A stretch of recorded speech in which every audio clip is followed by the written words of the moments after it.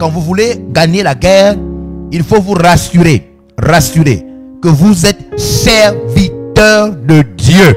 Il faut vous rassurer que vous êtes serviteur de Dieu.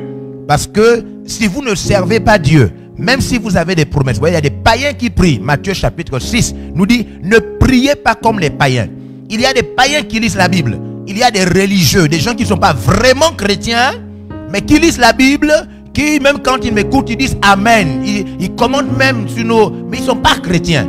Et deux fois, quand vous n'êtes pas chrétien, vous vous souvenez dans le livre de Actes chapitre 19, on a les 7 fils de Séva qui étaient là, qui voulaient chasser un démon. Ils voulaient rentrer en guerre contre les démons qui étaient dans un homme. Et la Bible dit qu'ils ont commencé à chasser le démon. Ils ont dit au démon, nous te chassons au nom de l'apôtre Paul, au nom de Jésus que l'apôtre Paul prie.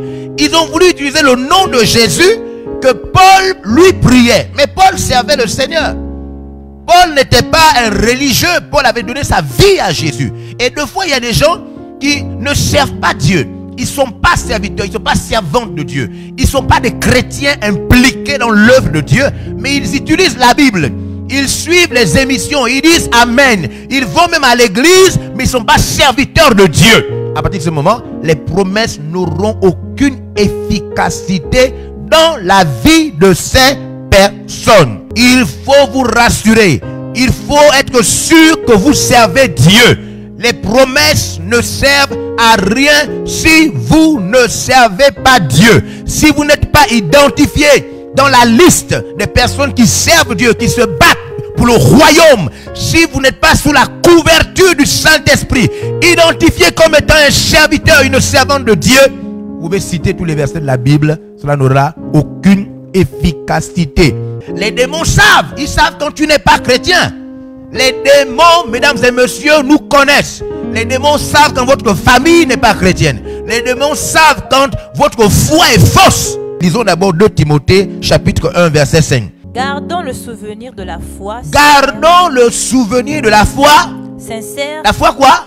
Sincère. La foi quoi? Sincère. La foi quoi? Sincère. La foi quoi? Sincère. Est-ce que vous m'entendez là? La foi sincère. La foi sincère. Ils savent. Les démons savent qu'il y a la foi sincère. Il y a la foi qui n'est pas sincère. Les démons connaissent tout le monde. Ils savent que lui il a la foi sincère, lui il n'a pas la foi sincère. Celle-là est sincère dans sa foi, celle-là n'est pas sincère. La famille est vraiment sincère dans la foi. Les démons savent. Donc même quand vous voulez dire oh amen, alléluia, je ne mourrai pas, ils ne vont pas m'attaquer. Ils vont te tuer même, c'est même toi qu'on va tuer le premier. Regardez-moi les gens comme ça. Tu ne comprends rien. Il faut la qualité de la foi. Il y a la qualité de la foi. Il te faut une foi sincère où tu sers Dieu. Nous espérons que vous avez été bénis par ce message de l'apôtre évangéliste Georges Olivier Bazaboa. Vous pouvez permettre à toute personne de jouir de cet enseignement en devenant partenaire par vos dons, dîmes et offrandes au numéro de compte inscrit. Que Dieu vous bénisse, vous qui permettez à l'évangile de se répandre par votre participation financière.